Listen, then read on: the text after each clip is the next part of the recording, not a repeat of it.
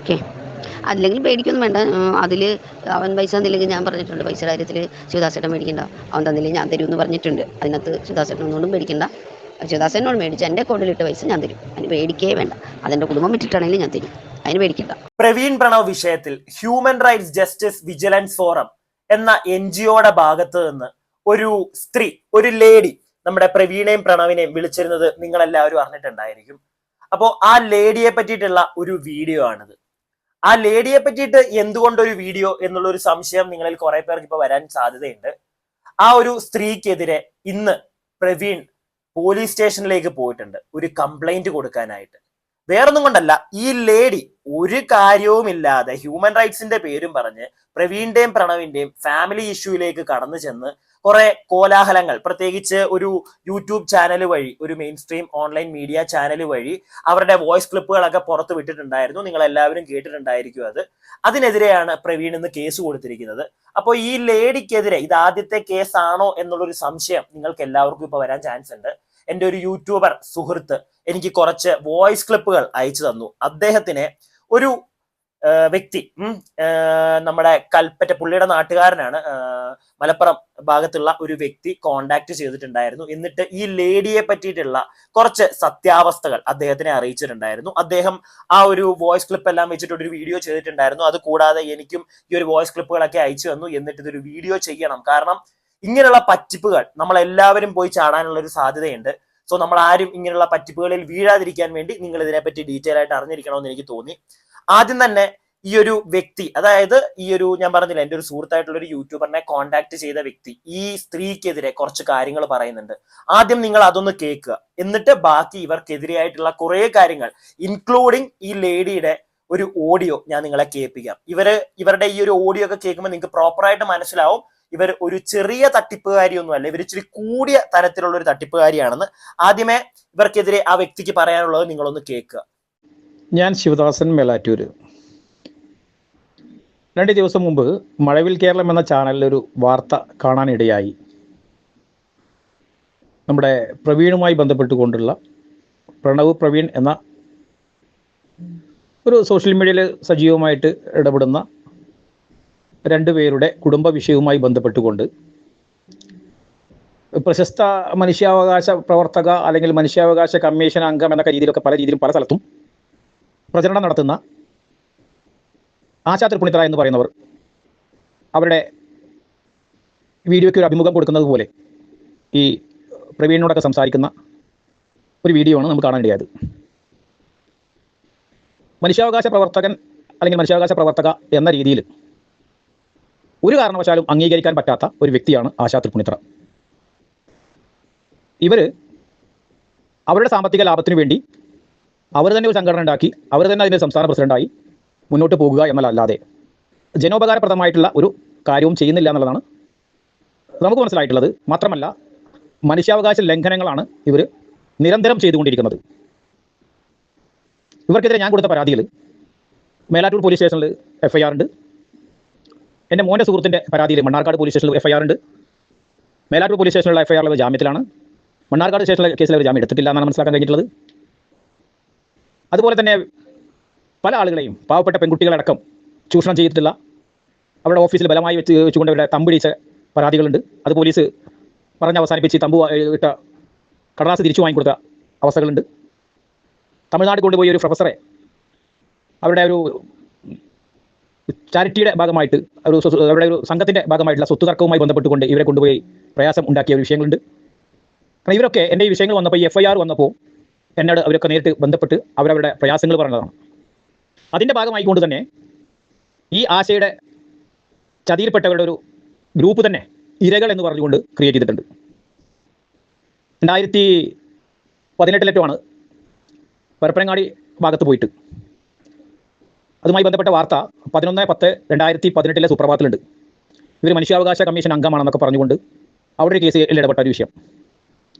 അങ്ങനെ പല ഭാഗത്തും ഇവർ വലിയൊരു മനുഷ്യാവകാശ കമ്മീഷൻ്റെ ആളാണെന്ന രീതിയിൽ ജനങ്ങളെ വിശ്വസിപ്പിക്കാൻ വേണ്ടി എറണാകുളം സിറ്റി പോലീസ് കമ്മീഷണറുടെ ഓഫീസിൻ്റെ അതേ ബിൽഡിങ്ങിൽ 2ാം നിലയിൽ ഇവരുടെ ഓഫീസിൽ പ്രവർത്തിക്കുകയാണ്. കേരള സ്റ്റേറ്റ് ഹൗസിംഗ് ബോർഡിൻ്റെ ഉടമസ്ഥയുടെ ബിൽഡിങ്ങിലാണ് ഇവർ നിൽക്കുന്നത്. അവിടെ തന്നെ വാടക കൊടുക്കാനായിട്ട് ഇവരെ പുറത്താക്കാനുള്ള സമീപനങ്ങളായിട്ട് പോയപ്പോഴാണ് അവസാനം ഇവർ കൊണ്ടുപോയിട്ട് വാടക അടച്ചിട്ടുള്ളത്. അത് അവിടുത്തെ രേഖകൾ പരിശോധിച്ചാൽ കിട്ടും. അപ്പോൾ മുഴുവൻ മേഖലകളിലും ഇത്തരത്തിലുള്ള തട്ടിപ്പുകൾ നടത്തുന്ന ഒരു വലിയ ഒരു മനുഷ്യാവകാശ ലംഘനങ്ങൾ മാത്രം നടത്തുന്ന ഒരാളാണ് ആശാ തൃപ്പൂണിത്തറ. ഞാൻ മനസ്സിലാക്കിയിട്ടുള്ളതും എനിക്കുണ്ടായിട്ടുള്ള അനുഭവങ്ങളും. ഞാൻ വളരെയേറെ പ്രയാസപ്പെട്ടുകൊണ്ട് വർഷങ്ങളോളമായി എൻ്റെ ഭാര്യ ചികിത്സയിലാണ്. എൻ്റെ ഭാര്യയുടെ അമ്മ എൻ്റെ അടുത്താണ് നിൽക്കുന്നത്. അവർ ചികിത്സയിലാണ്. എൻ്റെ വീടൊരു ജപ്തിയിൽ നിൽക്കുന്ന ഒരവസ്ഥയാണുള്ളത്. അതുപോലെ തന്നെ എൻ്റെ ഭാര്യ ചികിത്സയിൽ കിടക്കുന്ന ഹോസ്പിറ്റലിൽ ഇവർ നേരിട്ട് വന്ന് കണ്ടിട്ടുണ്ട് ഞങ്ങളുടെ അവസ്ഥകളൊക്കെ. ഈ അവസ്ഥകളൊക്കെ അറിഞ്ഞുകൊണ്ടാണ് ഞങ്ങളെ സഹായിക്കാൻ എന്ന രീതിയിൽ, അതായത് ഇവരുടെ മകൻ ബഹ്റൈനിലുണ്ട്, അവരുടെ കസിൻ അവിടെ ഗവൺമെൻറ്റിൻ്റെ ഹോസ്പിറ്റലിലുണ്ട്, ആ ഹോസ്പിറ്റലിലേക്ക് വിസ നൽകാമെന്ന് വാഗ്ദാനം ചെയ്തുകൊണ്ട് ഞാൻ ഇതിനൊന്നും നിൽക്കാറില്ല, ശിവദാസേട്ടൻ്റെ വീട്ടിലെ അവസ്ഥ കണ്ടുകൊണ്ടാണ് നിൽക്കുന്നത് എന്ന് പറഞ്ഞുകൊണ്ട് എന്നെ സമീപിക്കുകയും ഈ വിസയ്ക്ക് വേണ്ട പൈസ എൻ്റെ അടുത്ത് കൈപ്പറ്റുകയും ചെയ്തിട്ടുള്ളത്. ഈ പൈസയൊന്നും എൻ്റെ കൈവശം നിലനിൽക്കുന്ന പൈസയല്ല, അല്ലെങ്കിൽ എൻ്റെ കയ്യിലുള്ള പൈസയല്ല. പെരിന്തൽമണ്ണയിലെ ബാങ്കിൽ നിന്നും എൻ്റെ ജ്യേഷ്ഠൻ്റെ ഭാര്യയുടെ തറവാട്ടിൽ നിന്നും അവർക്ക് അനുവദിച്ച് കിട്ടിയ സ്വത്ത് പണയപ്പെടുത്തി ചെയ്തു കൊടുത്തതാണ്. ആ ലോൺ എടുക്കാൻ ഉള്ള സമയം പോലും നമുക്ക് തരാതെ എത്രയും പെട്ടെന്ന് പോകണം, 15 ദിവസം കൊണ്ട് ഇവർക്ക് പോകണമെന്ന് പറഞ്ഞതിൻ്റെ അടിസ്ഥാനത്തിൽ പുറത്തുനിന്ന് പലിശയ്ക്ക് വരെ എന്നെ കൊണ്ട് എടുപ്പിച്ചിട്ടുണ്ട് ഈ ആശ. അപ്പോൾ ഇത്രയേറെ പ്രയാസപ്പെട്ട് കിടക്കുന്ന എൻ്റെ ഈ അവസ്ഥയിൽ പോലും എന്നെ അടക്കം, പ്രത്യേകിച്ച് ഞങ്ങൾക്ക് ഈ പൊതുപ്രവർത്തനത്തിലായതുകൊണ്ട് പല സ്ഥലങ്ങളിലും കണ്ടുമുട്ടുന്നതാണ്. അത്ര ഈ ഒപ്പം നടക്കുന്ന പോലെ നടന്ന ആളായിട്ട് പോലും എന്നെ പോലും വഞ്ചിക്കാൻ മുൻകൈ എടുക്കുന്ന ഈ ആൾ ഏത് രീതിയിലാണ് ഈ പാവപ്പെട്ട ആളുകളെ സഹായിക്കാൻ വരുന്നത്? പിന്നെ ഈ പ്രവീണിൻ്റെ ആ വീഡിയോയിൽ ഫസ്റ്റ് തന്നെ പ്രവീൺ പറയുന്നുണ്ട്, എനിക്ക് പരാതിയില്ല, എൻ്റെ ഭാര്യയ്ക്ക് പരാതിയില്ല. ആ കുടുംബത്തിനൊന്നും പരാതിയില്ലെങ്കിൽ പിന്നെ ഏത് മനുഷ്യാവകാശ കമ്മീഷനാണ് പരാതി ഉണ്ടാവുന്നത്? ഏത് പോലീസ് സ്റ്റേഷനിലാണ് പരാതി ഉണ്ടാവുന്നത്? ഏത് കോടതിയിൽ പോയാലും കേസ് നിൽക്കണമെങ്കിൽ ആ പരാതിക്കാർക്ക് ഒരു പരാതി വേണ്ടേ? പിന്നെ അവരൊരു കാര്യം പറയുന്നുണ്ട്, എനിക്കിതിനൊക്കെ അധികാരമുണ്ട് എന്ന്. എന്ത് അധികാരമാണ് ഇവർക്കുള്ളത്? ഒരു അധികാരവും ഇല്ല. എന്തായിരുന്നാലും ഇവരിപ്പോൾ ജാമ്യത്തിലാണ്. ഒരു കേസിൽ ഇപ്പോഴും ജാമ്യം എടുത്തിട്ടില്ല. അതിലൊക്കെ അപ്പുറം ഒരു സർക്കാർ ഓഫീസ് പ്രവർത്തിക്കുന്നത് പോലെയാണ്. സർക്കാരിൻ്റെ നമ്മുടെ ആനയുടെ ചിഹ്നം ചെറിയ മാറ്റം വരുത്തിക്കൊണ്ട് അതിനിടയിൽ സത്യമേവ ജയതേ എന്നൊക്കെ എഴുതി ഒരു ഓഫീസിട്ട് ഇവർ സമാന്തര മനുഷ്യാവകാശ കമ്മീഷൻ്റെ ഓഫീസായി പ്രവർത്തിക്കുന്നത്. അതിൽ ഇവരുടെ സെക്രട്ടറി എന്ന് പറയുന്ന ആളുണ്ട്. അദ്ദേഹം ആളുകൾ ഫോൺ ചെയ്യുമ്പോൾ പറയുന്നത് ഹ്യൂമൻ റൈറ്റ്സിൻ്റെ ഓഫീസിൽ നിന്നാണ്. ഇത് ഞങ്ങൾ ഈ പറയുന്നതിൻ്റെ എല്ലാം തെളിവുകൾ നമ്മുടെ കയ്യിലുണ്ട്. അതുകൊണ്ട് തന്നെയാണ് പറയുന്നത്. എന്തായാലും എനിക്ക് പറയാനുള്ളത്, നമ്മളെല്ലാവരും ചതിയിൽപ്പെട്ടു പോയി. അതിൻ്റെതായ രീതിയിലുള്ള നിയമ പോരാട്ടങ്ങൾ നടത്തിക്കൊണ്ടിരിക്കുന്നുണ്ട്.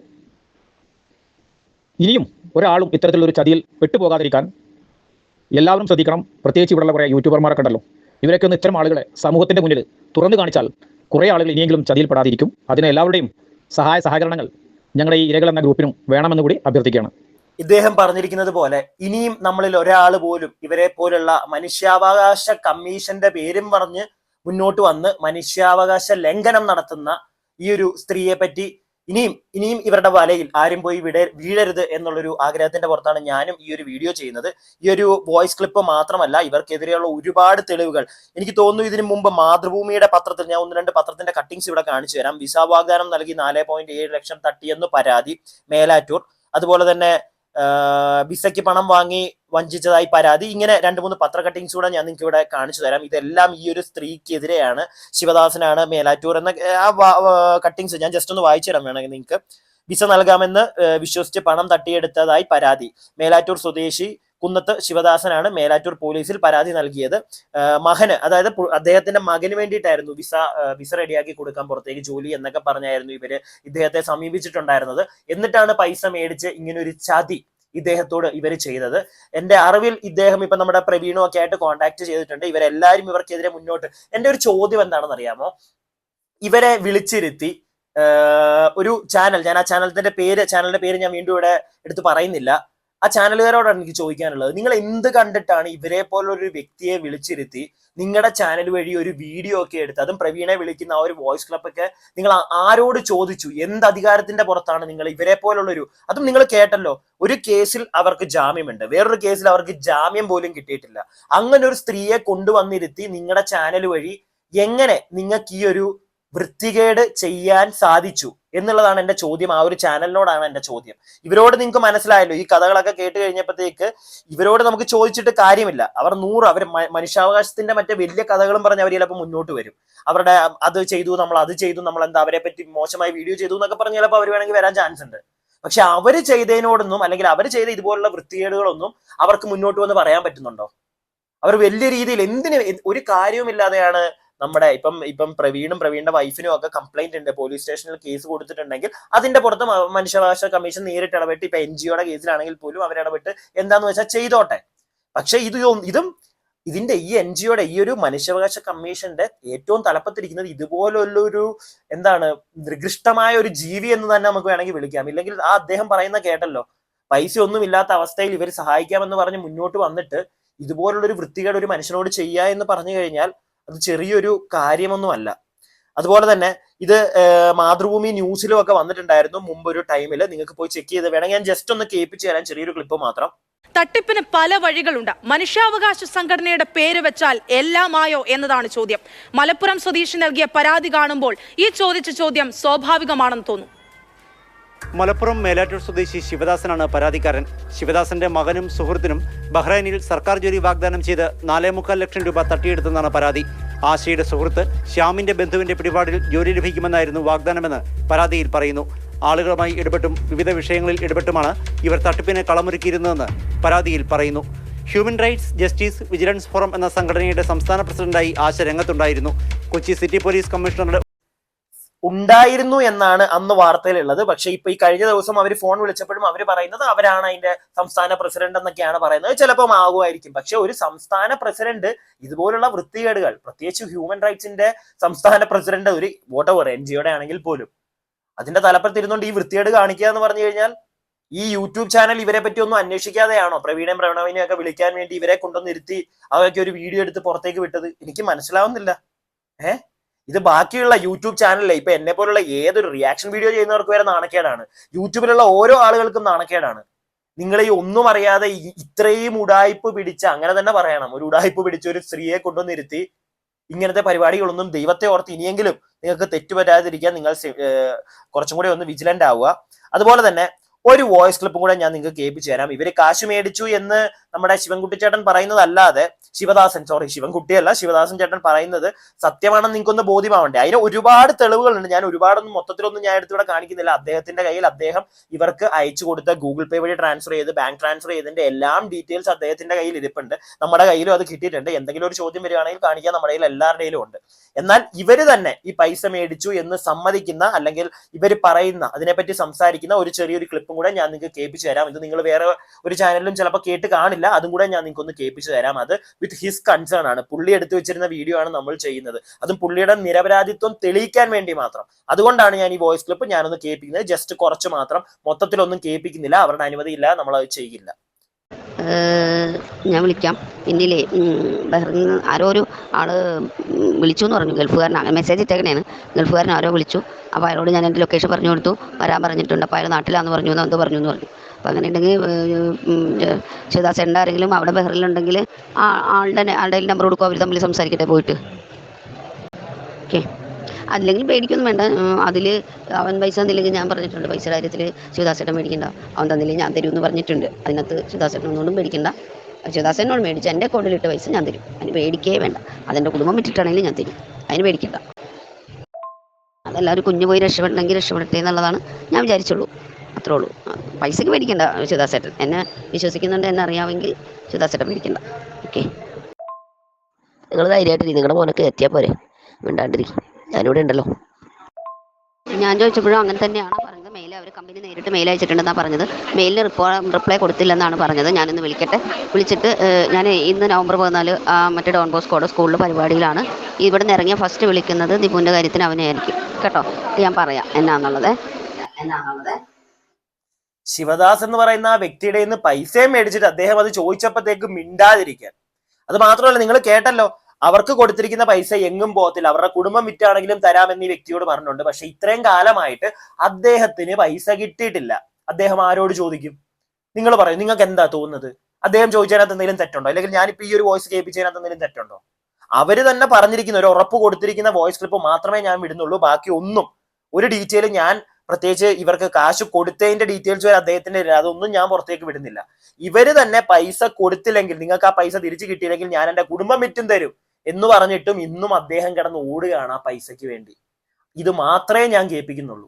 ഇതെല്ലാവരും ഒന്ന് അറിഞ്ഞിരിക്കണമെന്ന് തോന്നി. കാരണം ഇങ്ങനെയാണ് നമ്മുടെ നാട്ടിൽ മനുഷ്യാവകാശ കമ്മീഷന്റെ പേരും പറഞ്ഞ് നാട്ടുകാരെ പറ്റിക്കുന്നത്. മനസ്സിലായില്ലേ? ഇപ്പൊ പ്രവീണിന്റെയും പ്രണവിന്റെയും കേസിലും ഒക്കെ തന്നെ എന്തിനാണ് അതിനകത്തോട്ട് പോയി തലയിട്ടത് നമുക്കറിയില്ല. ഇനി എന്തെങ്കിലും ആ ഒരു കേസിലും ഇടപെട്ടിട്ട് മറ്റേ കാശ് വല്ലതും മേടിച്ച് കോംപ്രമൈസ് ചെയ്യാം എന്നുള്ള ഒരു മൂഡിൽ കുറച്ച് കാശ് അടിച്ചെടുക്കാം എന്നുള്ളൊരു മൂഡായിട്ടാണോ ചെന്നത് നമുക്കറിയില്ല. ഇവരായതുകൊണ്ട് നമ്മൾ അങ്ങനെ സംശയിക്കണം. ഇല്ലെങ്കിൽ നിങ്ങൾ ആലോചിച്ച് നോക്കൂ, അദ്ദേഹത്തിന് പൈസ കൊടുക്കാം, കുടുംബം വിറ്റും തരാം എന്നും പറഞ്ഞിട്ട് ഇത്രയും കാലമായി അദ്ദേഹത്തിന്റെ വൈഫൊക്കെ ഹോസ്പിറ്റലാണ്, അദ്ദേഹത്തിന്റെ വീടും എല്ലാം ജപ്തി ആ ഒരു അവസ്ഥയിലാണ്. ആര് കൊടുക്കും അദ്ദേഹത്തിന് നീതി?